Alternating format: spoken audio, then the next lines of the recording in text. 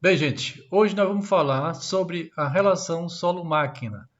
Vamos estudar as propriedades físicas e dinâmica do solo, consistência do solo. Esse estudo é muito importante para a formação do engenheiro agrônomo, do engenheiro agrícola. Por quê? Porque se nós vamos trabalhar com máquina, a gente tem que entender um pouco do solo.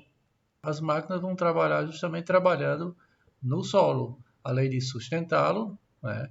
Nós vamos ter todas as operações, principalmente preparo do solo, onde nós vamos ter uma relação direta do implemento trabalhando, cortando esse solo. Então nós vamos iniciar nosso conhecimento falando sobre as propriedades dinâmicas do solo. Essas propriedades determinam, na sua maior parte, a resistência do solo e depende principalmente da quantidade de argila e do conteúdo de água no mesmo. Então vamos falar da coesão superficial. A água que se acumula em gotas por tensão superficial exerce atração entre os agregados ou torrões. Então vocês estão vendo aí os agregados e entre eles existem esses pequenos meniscos. Então à medida que começa a chover, esses meniscos vão aumentando e vai aumentando também a coesão superficial. Mas vai chegar um ponto que essa quantidade vai ser tão grande que vai diminuir essa coesão. Então nós vamos ter aqui um gráfico onde inicialmente começa a chover, passa do limite plástico inferior, que depois a gente vai saber o que é, e a coesão vai aumentando, mas vai chegar um ponto que essa quantidade foi tão alta de água que essa coesão começa a cair. Tá? Temos outro tipo de coesão, é coesão molecular. A coesão molecular vai acontecer justamente a nível de lamelas. Então, a água vai penetrar no interior dessas lamelas e quanto menor o teor de água, maior a atração. À medida que vai sendo adicionado através de chuva, de irrigação, então vai diminuindo a atração. E é interessante que isso acontece de uma forma rápida. O processo é bastante dinâmico.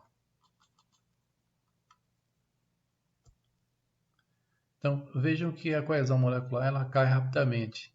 À medida que aumenta o conteúdo de umidade do solo, então ela começou rapidamente, a coesão molecular ela é bastante sensível, rapidamente ela diminui.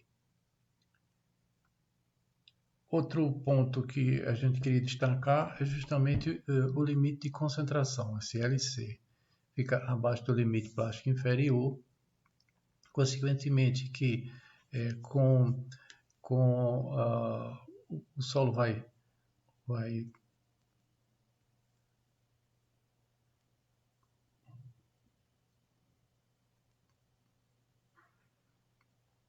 Bem, outro ponto que a gente gostaria de destacar é o limite de concentração.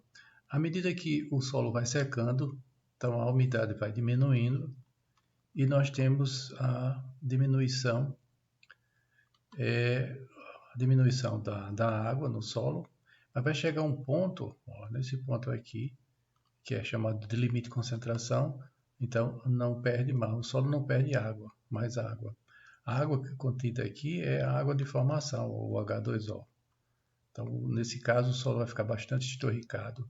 É o limite máximo, né, tá? Que essa água não está mais disponível.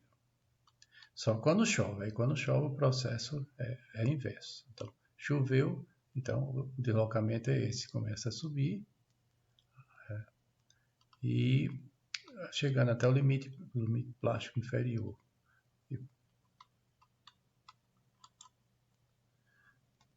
Limites de Atterberg de plasticidade. O limite de consistência do solo, o limite de Atterberg, são obtidos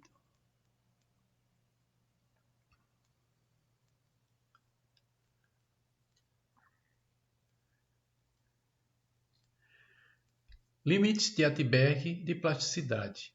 Os limites de consistência do solo, ou limites de Atterberg, são obtidos em ensaio de laboratório. O termo consistência é usado para descrever um estado físico, isto é, o grau de ligação entre as partículas das substâncias, A consistência está ligada à quantidade de água existente no solo em função da quantidade de argila do mesmo. O solo agrícola sofre processo de molhamento e ressecamento em função dos períodos secos e chuvosos. Uma das características do solo que não varia é sua textura, que está relacionada com os teores de areia, argila e silt. Conhecendo os valores dos limites de consistência do solo, fica mais fácil para o profissional da agricultura gerenciar as operações agrícolas, principalmente as ligadas à mecanização agrícola. LPI, limite plástico inferior, e LPS, limite plástico superior. Esses limites são obtidos em ensaios, seguindo a Embrapa, o manual da Embrapa do ano de 2012. Esses limites definem os valores de porcentagem mínimos e máximos do conteúdo de umidade do solo em seu estado plástico. Denomina-se limites de plasticidade inferior e superior, LPI e LPS, respectivamente. E o valor da diferença entre eles é chamado de índice de plasticidade.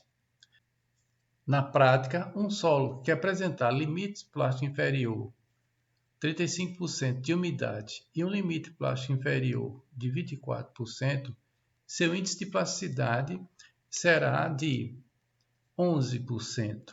Outro solo que apresentar dados de limite plástico superior igual a 28 e o inferior de 24, a diferença vai ser de 4.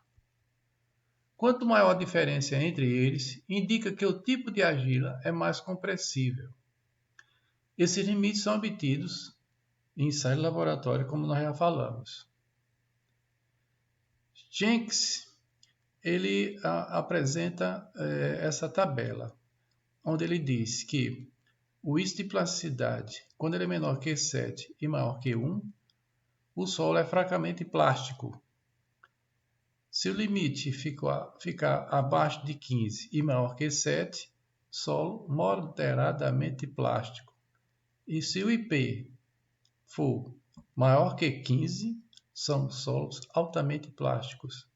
Então, o solo altamente plástico fica mais difícil para a mecanização, principalmente quando começa a chover muito, ele fica encharcado, o trator começa a patinar, e se tiver um pequeno aclive, fica muito difícil, principalmente nas usinas.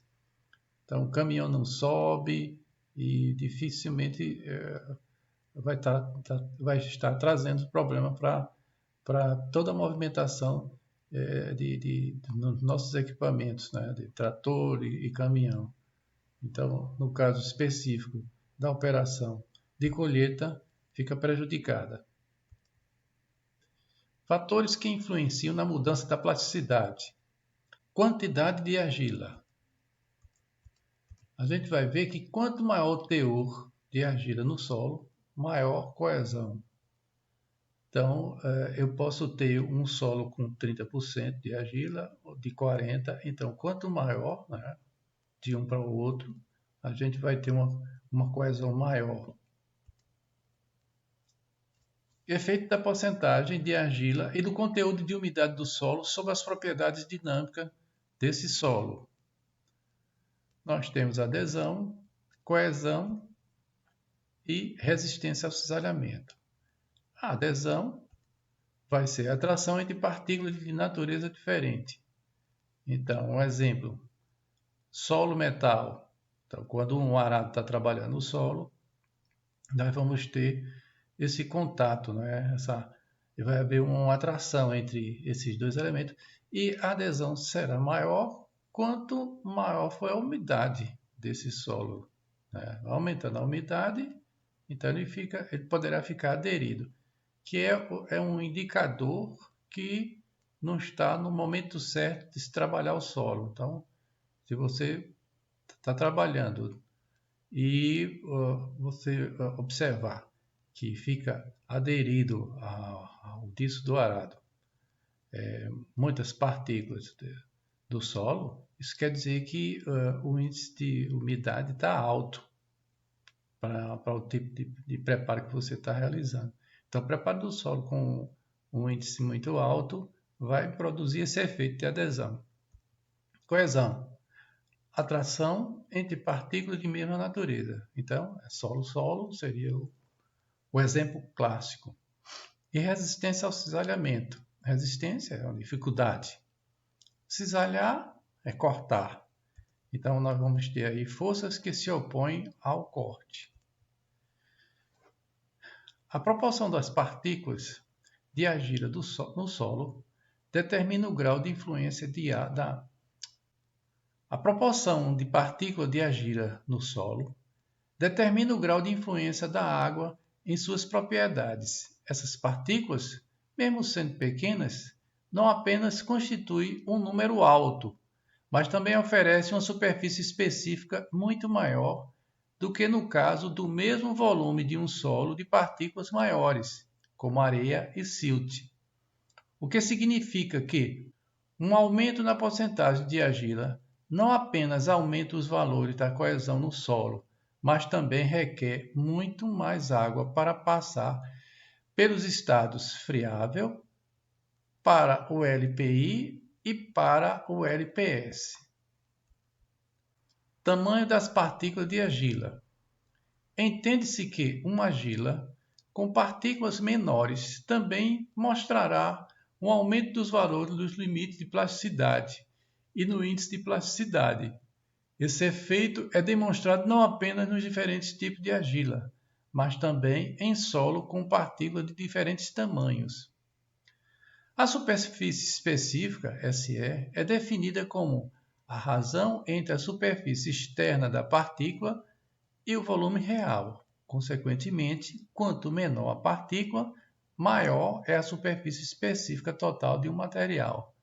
Por exemplo, para um cubo de lado L, SE for igual a 6 sobre L, maior L, menor é a superfície específica, porque é inversamente proporcional.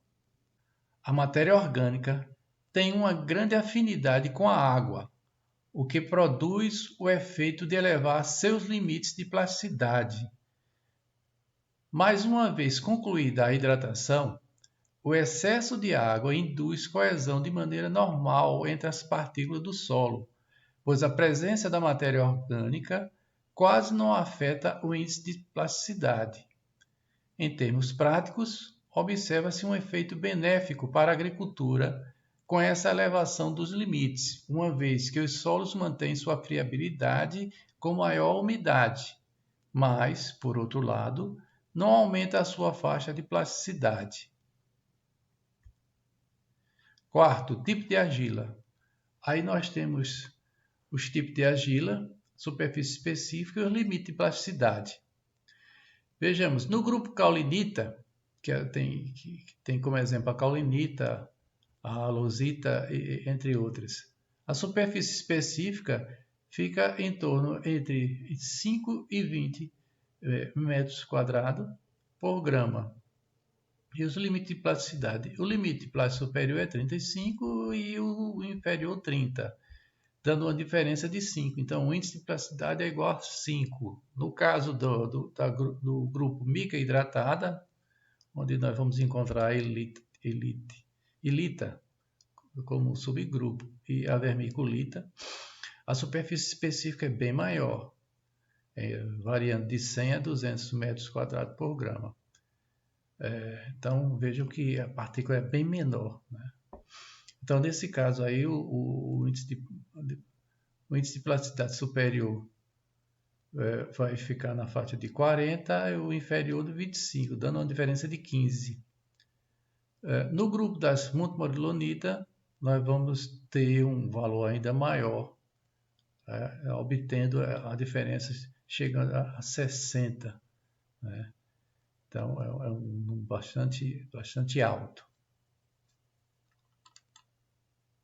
Relação entre a estrutura e a água no solo. As partículas do solo, areia, silt e argila, se agregam formando o que se chama de estrutura do solo. Geralmente, os poros grandes do solo estão entre os agregados, enquanto os pequenos situam-se dentro dos agregados, ou seja, dentro da massa coesa que surge da associação dos grãos de areia, silt e argila, que nós chamamos de estrutura. Os tipos de solo são caracterizados, entre outras coisas, pelo seu tipo de estrutura. Então, nós temos a estrutura granular e grãos simples, a prismática e blocos, maciça e laminar. Essas formações, essas estruturas, elas vão trazer facilidade ou dificuldade com relação à drenagem. Então, no primeiro caso, a granular e grãos simples, né? O solo que apresenta a estrutura do tipo granular ou de grão simples, geralmente, por possuir grande quantidade de poros, possuem drenagem classificada entre alta e excessiva. Em outras palavras, grande quantidade de água consegue passar entre os agregados devido à alta macroporosidade. Solo como os neossolos quartzarianos, estrutura de grão simples, latossolo de textura média e latossolo de textura argilosa, estrutura granular ou microgranular, apresentam esses tipos de estrutura que permite drenagem muito boa, alta. Esses solos são bons para mecanização, mas não são bons quimicamente, porque se você faz uma correção, você faz uma adubação, quando chove, por qualquer chuva normal ou irrigação, esse material é lixiviado. Então, esse tipo de solo não é muito bom em termos químicos. Por outro lado, solo com estrutura prismática ou em blocos apresentam drenagem moderada, pois apresentam poros em uma situação intermediária entre os solos bem drenados e os mal drenados. Cabe mencionar aqui que se os solos apresentarem estrutura prismática grande a muito grande, eles tenderão a serem solos mal drenados. Já os solos com estrutura do tipo maciço e laminar apresentam baixo espaço poroso entre os agregados. Desse modo, tais solos geralmente apresentam um grande problema de excesso d'água, devido à drenagem ser muito baixa, ou seja, lenta. Os gleisolos se encaixam num tipo de solo que apresenta estrutura maciça. Já os solos compactados apresentam em superfície a estrutura laminar, o que provoca a formação de poça na superfície, devido ao intenso tráfego de veículos, pessoas ou animais. Os solos de estradas rurais geralmente apresentam esse tipo de estrutura na superfície. Comportamento de um solo solicitado.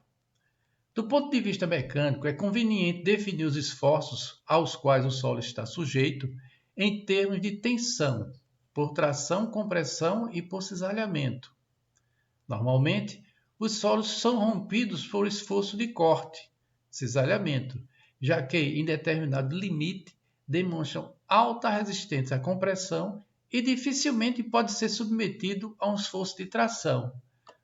Eu fiz esse desenho para mostrar que é errado. É como se a gente pudesse amarrar uma parte do solo e tracionar com o trator. Claro que isso é impossível, né? O trator traciona implementos. É um implemento que vai trabalhar o solo, né, cisalhando. E nunca o trator vai tracionar o solo. É impossível, isso não acontece. Nem tampouco o outro tipo de tensão, que é de compressão. Na verdade, quando a gente comprime o solo, a gente vai estar compactando. O rompimento do solo devido ao implemento de preparo depende dos parâmetros de resistência na superfície, que constituem uma interface solo-solo ou solo-metal. Então vamos ver esses parâmetros com relação à interface solo-solo.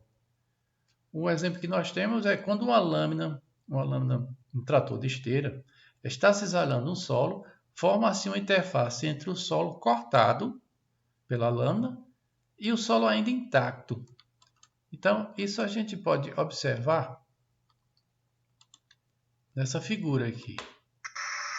Então observe, ó, a lâmina vai passando, então nós vamos ter o corte e o solo cortado entra em contato com o solo não cortado, tendo assim uma relação solo-solo. A foi cortada, entra em contato com o solo que ainda não está cortado. Essa é a relação solo-solo.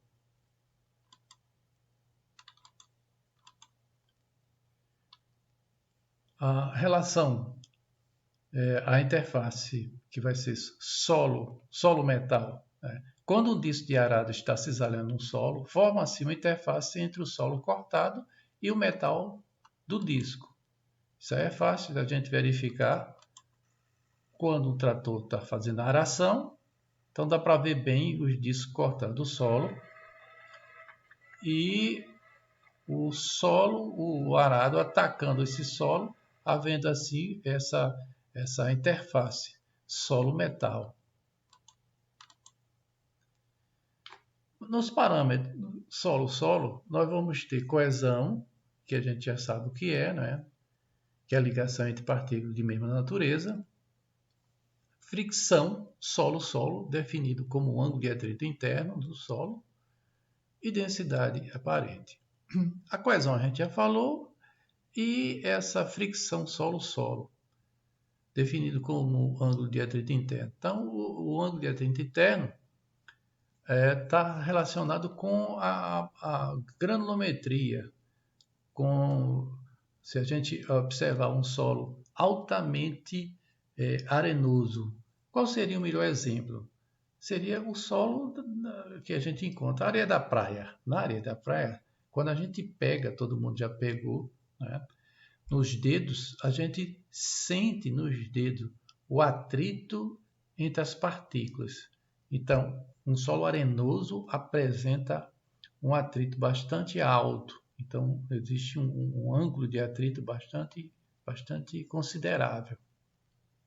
A densidade é a relação de massa sobre volume. À medida que se está trabalhando com o solo, essa relação é alterada.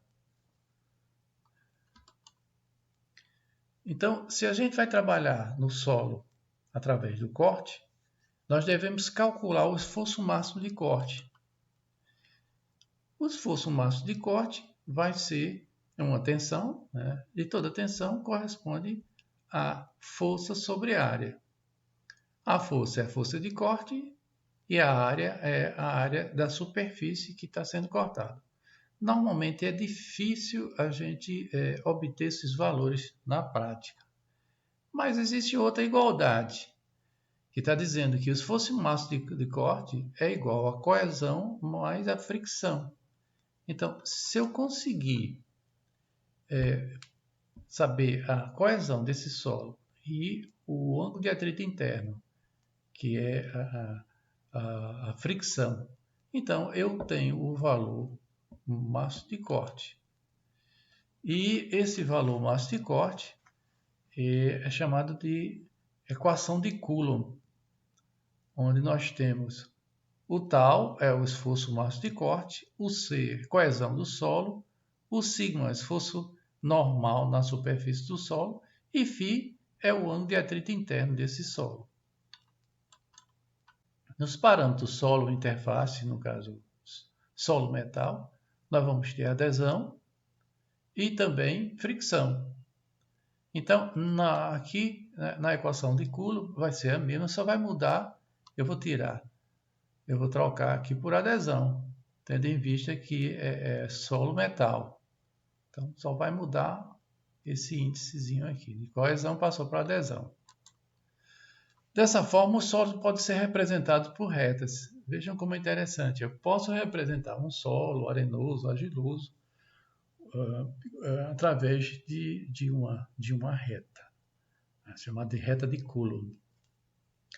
Então, vamos observar que eu tenho uma reta A, B e C. E vamos fazer a seguinte pergunta: qual a reta que representa um solo arenoso? Aí eu pergunto, um solo arenoso vamos trabalhar com o limite, um solo muito arenoso. Um solo arenoso tem coesão? Então, normalmente, se você não consegue juntar a areia, por mais que você tente, você não consegue. Então, a coesão da areia tende a zero. Né? Mas, será que as suas partículas, a gente percebe que tem atrito? Né? Sim, né? Quando a gente trabalha a areia, a gente percebe o atrito entre essas partículas. Então, qual dessas retas aí tem ou começa com a coesão zero? A gente vai ver que é a reta B. Então, coesão zero, começa com coesão zero e tem ângulo de atrito interno. Então, a reta que representa um solo arenoso é a reta B. Segundo, qual a reta que representa um solo argiloso? Quais as características de um solo argiloso? Tem coesão? Tem coesão. Então, pode ser ou A ou C. Tem ângulo de atrito interno? Então, vejamos, um solo muito argiloso. Se a gente pegar um solo muito argiloso, a gente vai perceber entre os dedos que praticamente a gente não sente o atrito entre as partículas. Por quê? Porque nesse caso tende a zero também. Ou muito pouco e se mantém constante. É pouquinho e se mantém constante. Então, nesse caso, quem representa é a reta A. E por fim, a gente tem a terceira pergunta, que é qual a reta que representa um solo franco, que é o C, que tem coesão e tem ângulo de atrito interno. Então, esse é o tipo de solo que nós vamos encontrar. Esses daqui seriam mais ou menos os extremos, digamos assim. Um solo muito arenoso, um solo muito argiloso. Então, os solos médios são os melhores em termos de agricultura. Aqui nós temos a resposta. A linha A representa um solo argiloso que demonstra alta coesão, porém sem nenhuma fricção. Fricção tende, na letra A, tende a zero, então é argiloso. Na linha B, representa um solo arenoso que demonstra propriedades friccionais, mas sem coesão. Coesão igual a zero. E a linha C representa um solo franco, tanto com características de fricção como coesivas. Né? Tem coesão e tem ângulo de atrito interno. Tudo que a gente falou foi para responder essa pergunta. Qual o melhor momento para se preparar um solo? Então, observem que aí a gente tem a coesão superficial em função do conteúdo de água no solo. Temos o LC, que é o limite de concentração do solo, quando o solo está muito seco, tá? Solo seco. O solo friável é à medida que sai da condição seca, começa a chover, então chega na condição friável, né? E depois passa para um solo totalmente plástico, que é justamente definido dentre esses dois limites, o limite plástico inferior e o superior. Então vejam, se um solo está seco, tem fricção, sem adesão. Aí, à medida que começa a chover, o solo tem fricção, né, e pouca adesão. Tá? Condição do solo friável. Mas, se persistir a chuva, então poderá ultrapassar o limite plástico inferior, chegando até o limite plástico superior. E nesse ponto aqui, o solo vai estar saturado. Então, vamos supor que começa a chover, o solo está seco, começa a chover e chega a 30%. Então, mais ou menos, né, nós vamos ter essa condição aqui. E vai continuar chovendo, vamos chegar a 100%. Aí o solo chega a essa condição. Aqui foi aumentando a coesão superficial, mas chegou um ponto que ela começa, a quantidade de água é tão grande entre as partículas que cai a coesão superficial. Num solo friável, um solo seco, a gente vai ter essa condição, ele fica totalmente esturricado. Já um solo friável, não adere nos dedos ao ser comprimido. Então, tem umidade, tem um pouco de umidade, mas não fica preso nos dedos. E um solo totalmente saturado, a gente vai encontrar o quê? Poças d'água, não tem drenagem. Então, choveu tanto que encharcou. Pois bem, aqui a gente tem um solo agrícola. Para ser mobilizado, deve estar na condição friável, isto é, quando seus torrões podem ser facilmente rompidos em frações entre os dedos, sem aderir aos mesmos. Essa condição acontece abaixo do limite plástico inferior.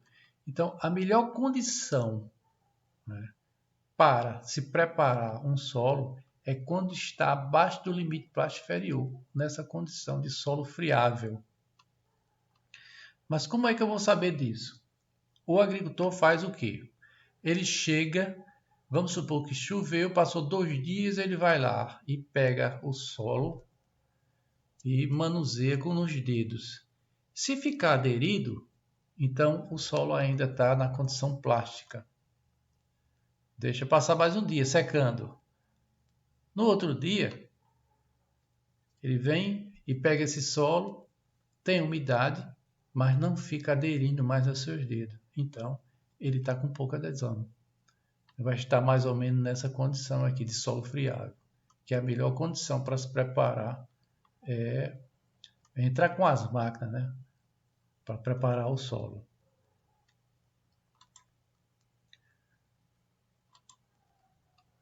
Solo seco apresenta alta coesão, exigindo potentes máquinas e implementos para a realização de trabalhos agrícolas. Nesse estado, o solo rompe-se em grandes torrões.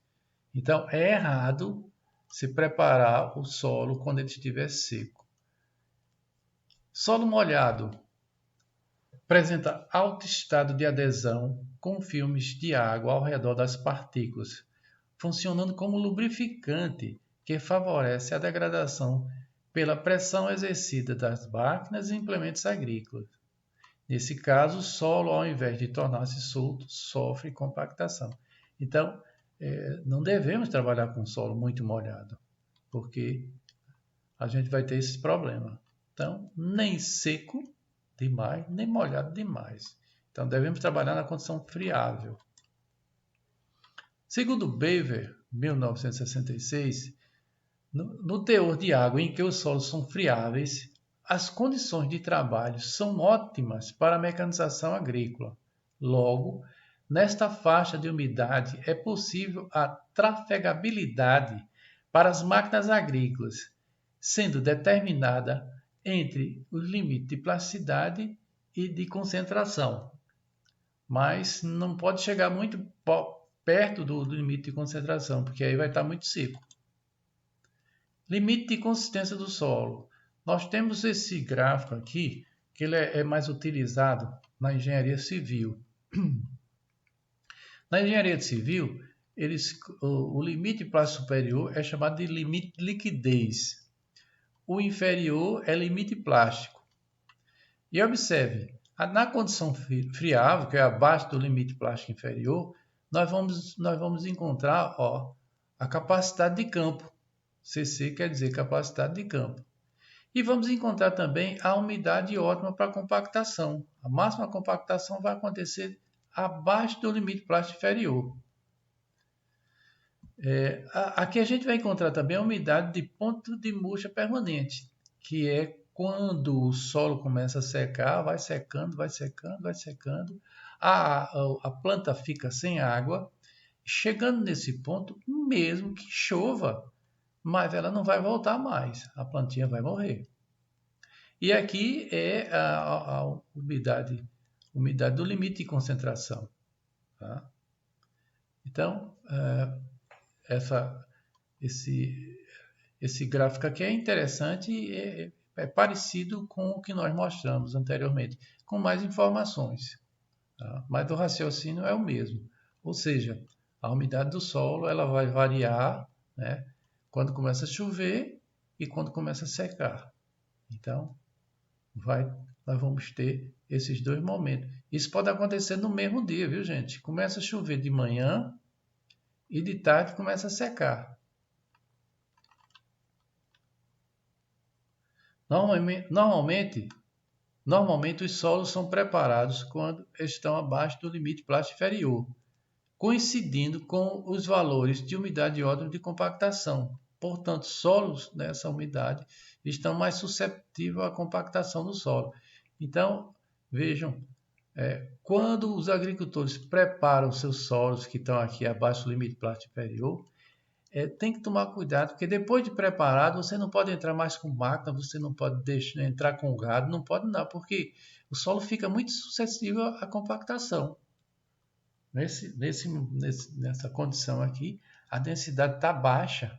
Então, qualquer movimentação que você fizer no solo vai aumentar essa densidade e poderá compactar, dependendo do conteúdo de água que tiver no solo.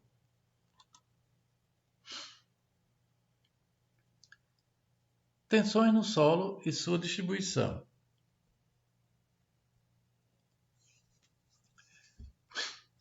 Embora o solo não seja um meio contínuo, uma vez que possui poros e é um material granular, a hipótese do meio contínuo é utilizada em todas as considerações envolvendo tensões na sua distribuição no solo. O que quer dizer um meio contínuo? O meio contínuo é um meio formado por partículas de mesma natureza. Então, se eu pego um ferro, então eu vou ter o ferro acabado, ali só tem ferro, né? Está dizendo o nome, ferro.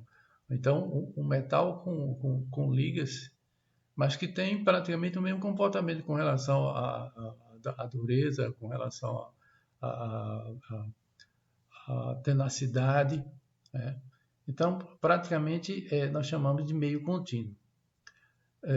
No meio contínuo, a gente utiliza a mecânica clássica. E, no caso, eu tenho que utilizar a mecânica clássica também para o solo, uma vez que a física não muda. Só que o solo não é um meio contínuo, é um meio granular, né? Então, é preciso ter muito cuidado com relação a fazer algumas aproximações, porque o comportamento não é igual, são totalmente diferentes. Então, existem 4 tipos de falhas no solo que podem ser expressas em torno do comportamento tensão e deformação. Nós vimos que as tensões podem ser de compressão, de tração, de cisalhamento e fluxo plástico. Então, compressão, a gente viu que a compressão não é interessante para a agricultura, porque vai dificultar o desenvolvimento da raiz. A compressão é desejável para a engenharia civil, que é justamente você comprime o solo. Por quê? Porque no caso de uma estrada, tem que estar bem compactado, porque vai receber uma determinada carga.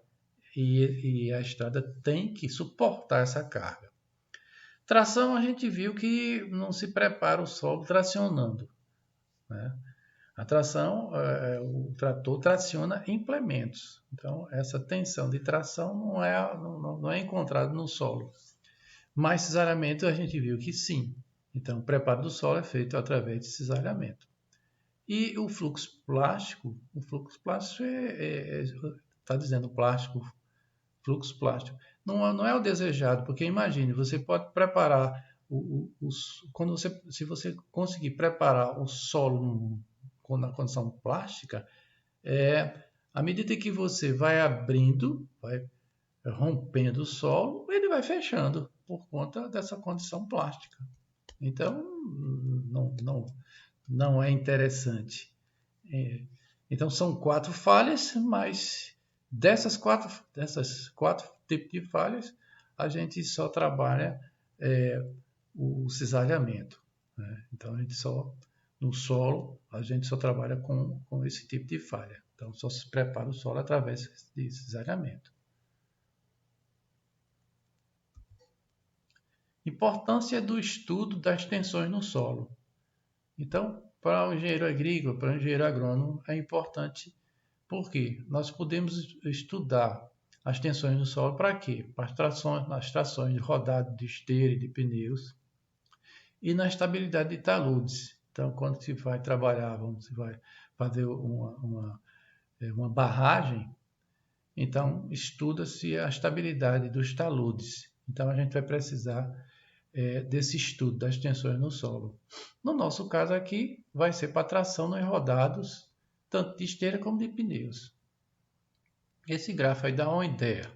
Se eu aplicar uma determinada tensão no solo, o solo vai responder, né? Toda ação corresponde a uma reação de mesma intensidade, agora o contrário, né?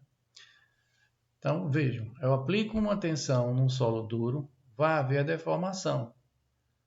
Então, nós temos aqui esse círculo que corresponde às deformações. Então, vamos supor que a deformação vai chegar aqui, está chegando essa intensidade, está chegando em torno de 38 por aí, centímetros de profundidade. Essa mesma tensão aplicada num solo médio, quer dizer, um solo que não é considerado um solo que foi trabalhado, né, já há algum tempo, então a deformação vai ser maior.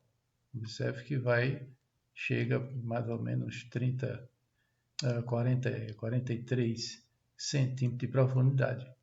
Já um solo trabalhado recentemente, onde a densidade está baixa, veja o que acontece.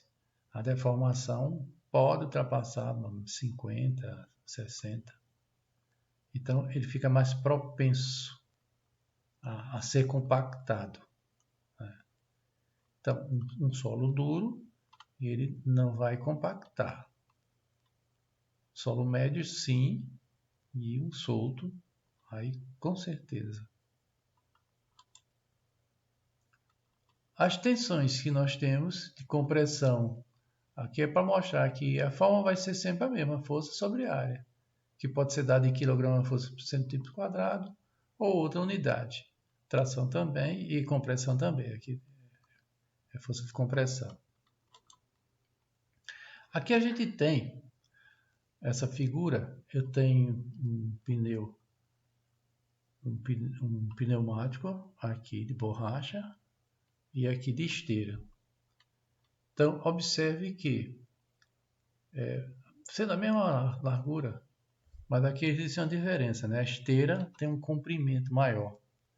Então, no caso, a esteira eu tenho uma distribuição melhor de peso. Então, vejam, como eu falei para vocês, toda ação corresponde a uma reação. Aqui, nesse caso, nessa figura, nós temos basicamente, isso aqui vai até 1 metro, aqui em torno de mais de 50 centímetros de profundidade.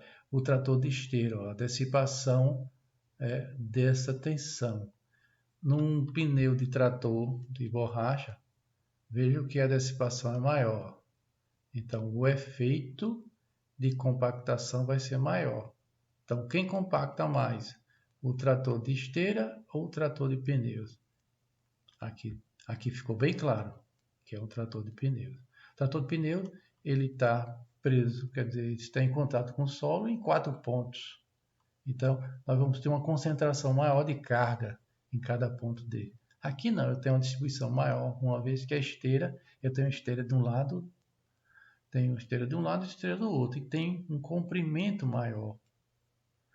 Então, a figura faz um paralelo entre os rodados de pneus e esteiras e mostra que a aplicação da força ao solo produz deformação. Fica evidenciado que a força representada pela pressão vertical, ou seja, a componente peso, tem efeito direto na compactação dos solos agrícolas. Então, por isso nós devemos ter cuidados. Pneu de alta flutuação. Já o pneu de alta flutuação, ele é mais largo. Ó, se ele é mais largo, lembre-se que a tensão é força sobre área. Se essa área de contato é maior, como é inversamente proporcional, se eu aumento a área de contato, eu vou diminuir a tensão. Tá? Então, observem, pelo simples fato de ter aumentado essa superfície, já diminuiu o efeito da compactação. Aqui é mais fino, ó. Então a dissipação vai ser uma profundidade maior. Nas condições reais de campo, as tensões aplicadas em pneu de base larga, com baixa pressão, reduzem o efeito de deformação, produzindo menor compactação do solo. Bem, por hoje nós ficamos aqui.